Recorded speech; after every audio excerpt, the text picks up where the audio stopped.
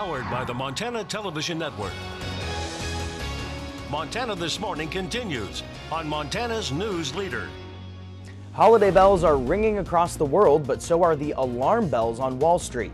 I'm Tom Hansen with a recap of what was the worst Christmas Eve ever for the stock market. Also, here's another holiday gift for you. Gas prices continue to drop as the global oil glut grows. Coming up, how long those low prices might last.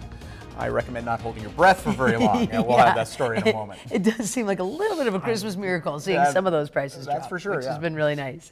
Our top story for you now here at 6:30 on your Christmas morning. Thank you for joining us. The stock market is closed for the holiday today, taking a breather after the worst Christmas Eve ever for trading. Yeah, stocks sank sharply yesterday with key U.S. indexes on track for their worst December since the 1930s.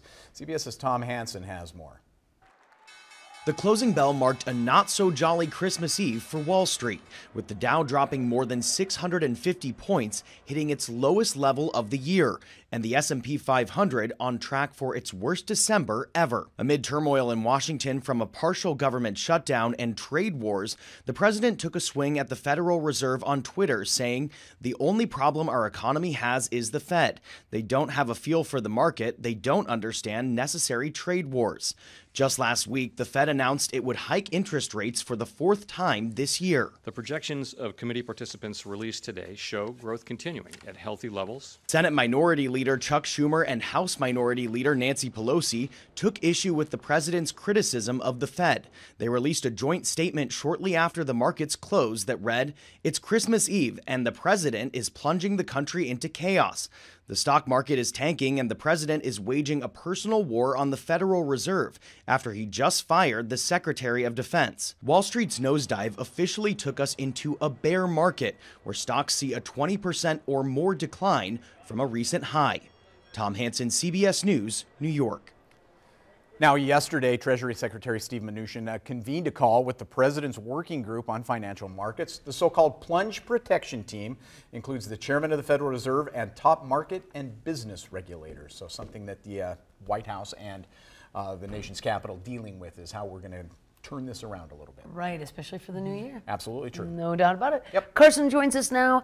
We keep talking about that purple shaded map, but I kind of wish it was a little bit more over southwest Montana instead of eastern Montana, so we could be enjoying in the white Christmas as well.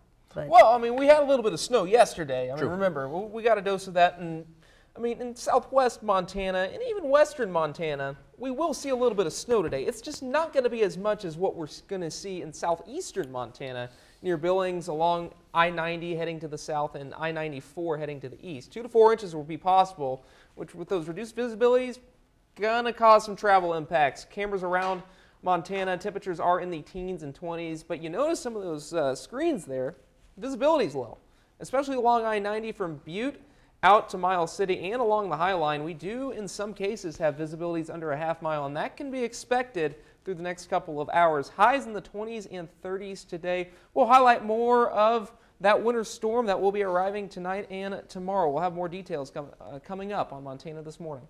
Thank you, Carson. 6:33. Now here's a look at your Treasure State headlines. Montana Highway Patrol says at least one person is dead after a crash on Interstate 90 in Gallatin County last night. It happened in the eastbound lanes of Interstate 90, mile marker 291. That's now halfway between Belgrade and Manhattan.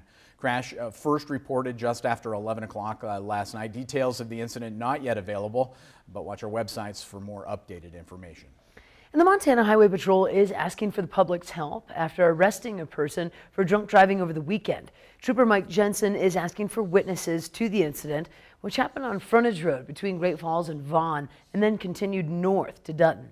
A witness reported seeing a 2003 Chevy Monte Carlo with 38 county plates run at least 8 or 9 vehicles off the road to avoid being hit head-on Sunday afternoon.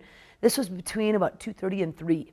Now, authorities did locate and arrest the driver for driving under the influence, but they're now asking for witnesses for that incident.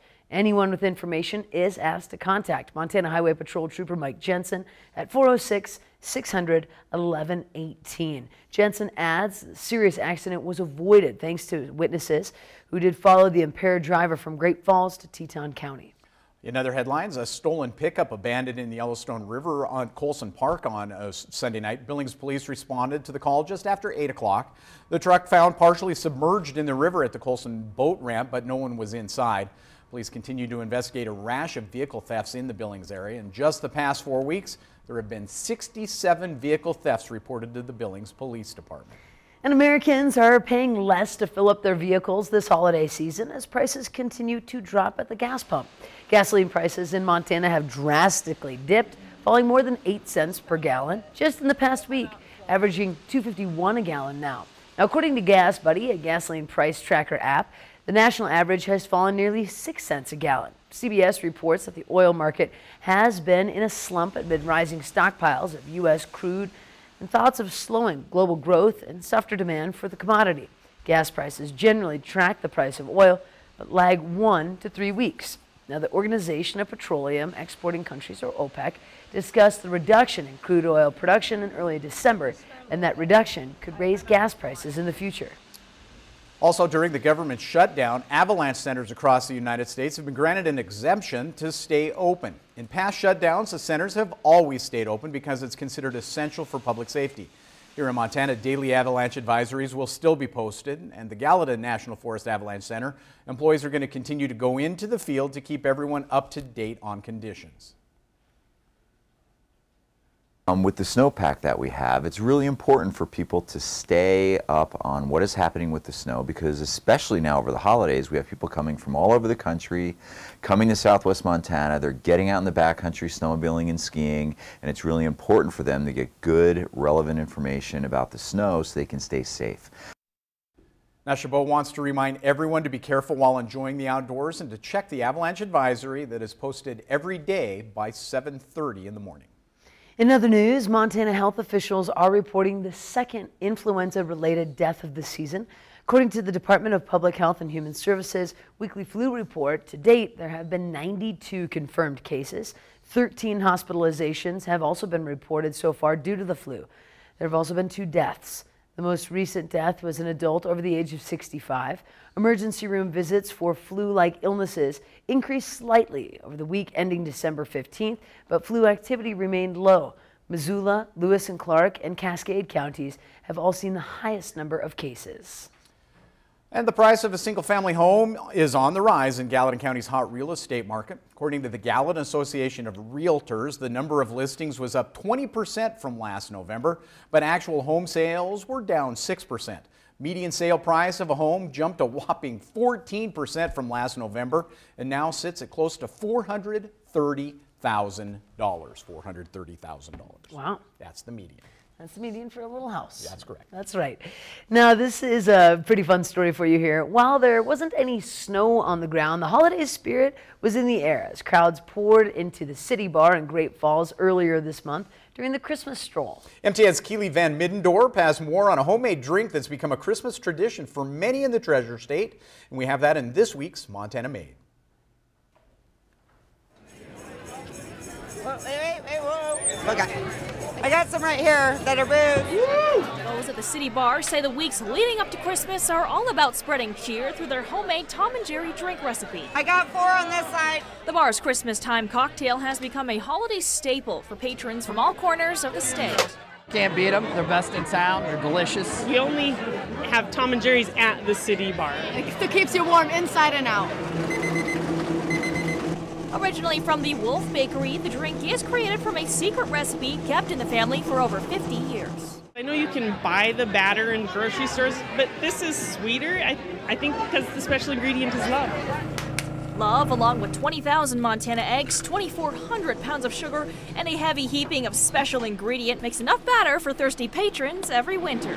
How much? $4. Customers say the drink's warm aroma and sweet spices keep them coming back to usher in the Christmas spirit year after year. This is probably my 4th year in a row coming here, having a Tom and Jerry. We haven't decorated our tree yet. Now I've had my Tom and Jerry. We'll go decorate tomorrow. I got your Tom. The libation does something the holidays are best known for, creating traditions by bringing people together. There's a lot of people that come in that make the City Bar part of its tradition, you know. They want to come to the City Bar and have a Tom and Jerry Christmas time, so. Do we have more straws? Do we have more booze? The bar is packed with Tom and Jerry drinkers during holiday events like the Christmas stroll. They just keep piling up, they keep going out. But Watson says it's the days just before Christmas that are the busiest. we'll make, well over 400 to 500 gallons in 3 days, 4 days.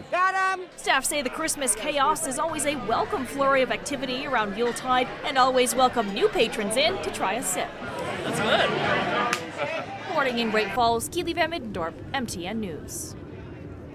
Now, if you're looking to drink it in on your own holiday tradition, City Bar sells its homemade batter in-house, also packages it for patrons to take home during the holidays. Time running out to get it for this Christmas, though. The last day they will sell that batter, December 31st. What did they say? Over 400 gallons in That's 4 days. That's pretty impressive. That is impressive.